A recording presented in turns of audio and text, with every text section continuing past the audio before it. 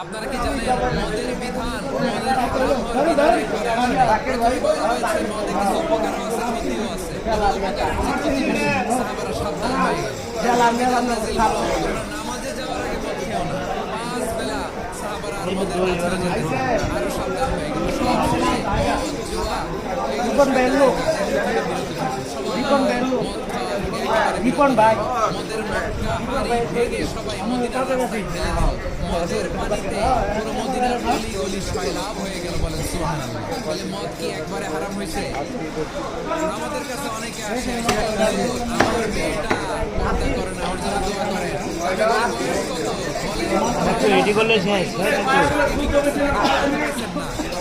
এখন তো আর হবে না। এখন তাকে আস্তে আস্তে বোঝান যে মা শালীন পোশাক পরে, শালীন অভ্যস্ত হয় বোঝান মা একটু মাথায় কাপড় দাও, অভ্যস্ত হয়ে গেলে এরপরে তাকে নিকাবের দিকে আপনি আহ্বান করুন।